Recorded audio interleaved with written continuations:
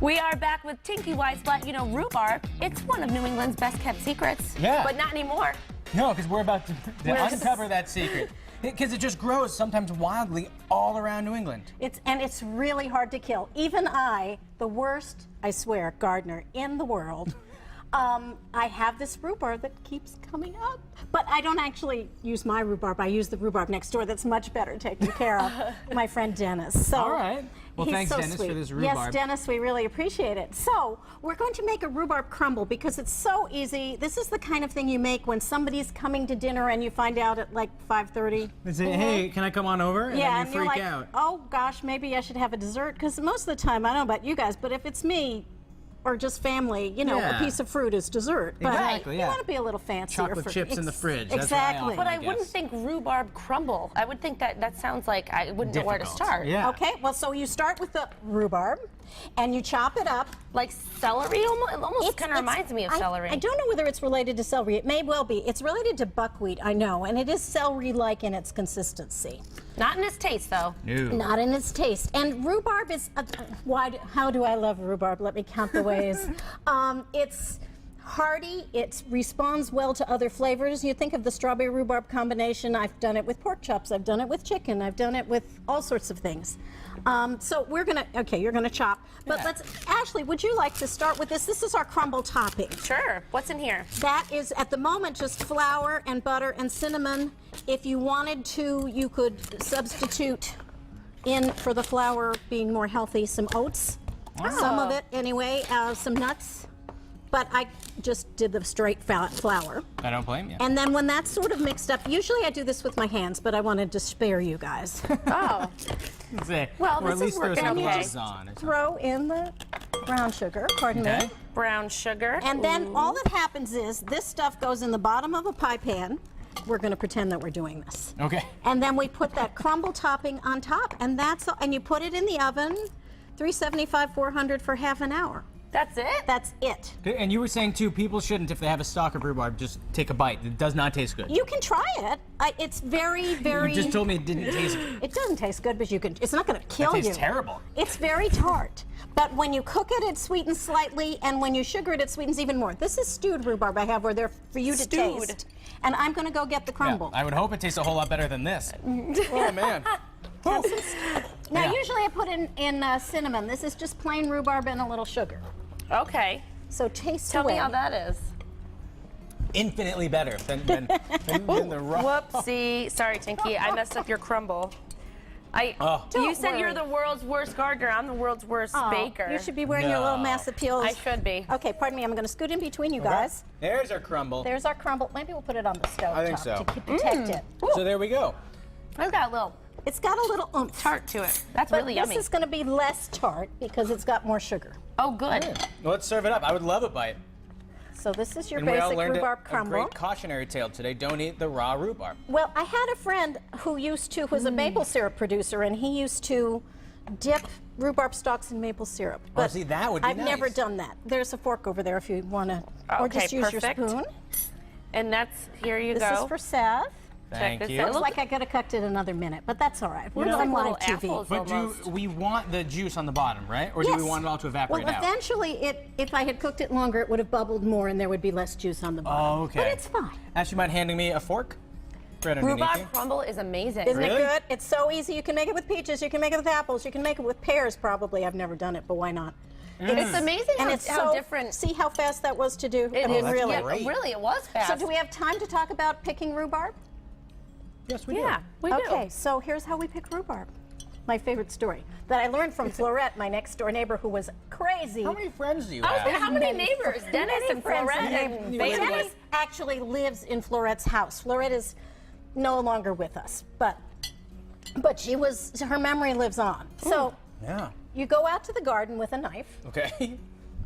You take your rhubarbs. They're these long stalks, like we just saw, and they have these giant, like elephant leaves. And you pull, sort of at a slight angle, but more or less horizontally. Like tug of war?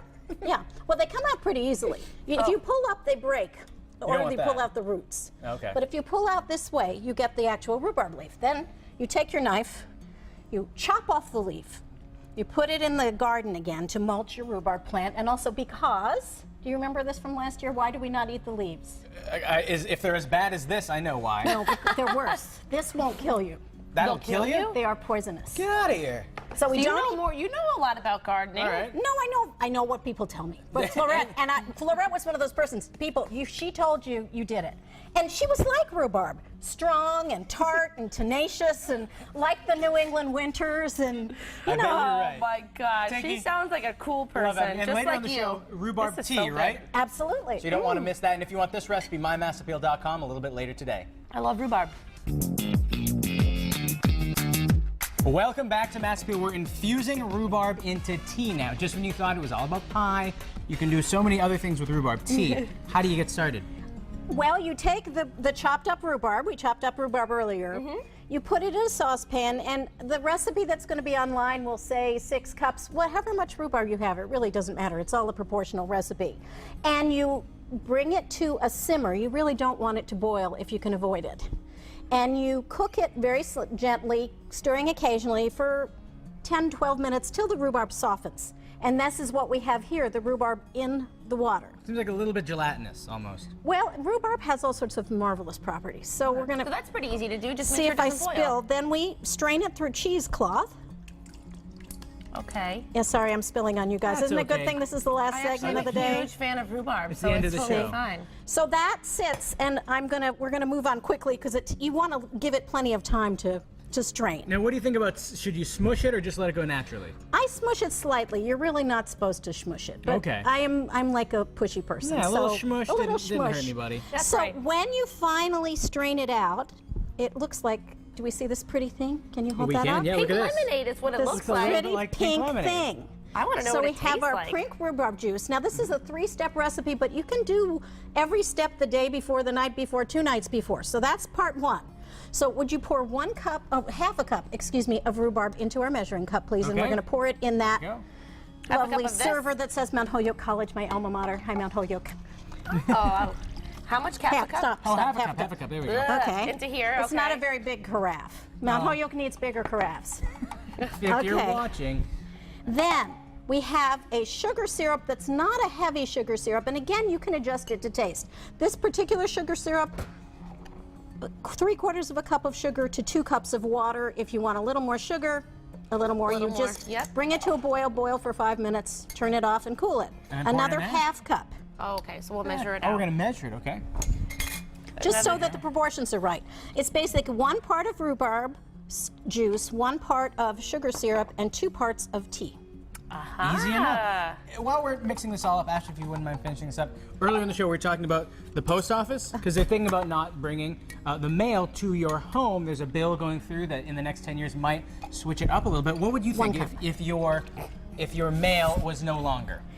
Well, it would make me sad because I live way out in the country. And think about the gas. I know that they're just worrying about the federal budget, but if you think about the gas that would be used for everybody to drive somewhere to get their mail. Now, if you live in an apartment complex, that's fine because you walk over and you get it. But if you don't, we're going to stir our thing. And it is kind of an inconvenience. difficult. And you I are think, using, and it uses a lot of gas. A lot of gas, right. Think of all those people I all would over pick it the up- country. I'd pick it up weekly if I could, if I had my druthers. Either way, we asked a lot of people out there, and they responded in droves. Sarah said, "It's sad. My 3 boys love getting the mail out of the box." It's true. When I was a kid, I used to love running out and getting the mail from I my know, folks. I know, it's true. And Aunt Lynn said it might work for zips less than 2,000 people, but even then the building would have to be huge, meaning the post office, right? As always, almost every day we post a question on our Facebook page. You can always respond to it. We'd love to hear what you have to say. And we'd also like to thank our friends at Jerocher Florist. Check out these flowers. How nice is this? I They're very love this pretty. arrangement. Isn't it I think there's beautiful? some birds of paradise in there. So Is tropical. that what the and flower's called? I think so. I think so. It makes you feel that summer's here. It That- does. that's It's exactly true. what it makes you Tomorrow feel on like. Mass Appeal, we're going to show you where you can take your kids to learn and have some hands-on fun this summer. Plus, if you're looking for independent senior living, we're going to show you everything Liberty Manor has to offer. This tea is delicious. Our recipe's on our website, and we'll see you tomorrow.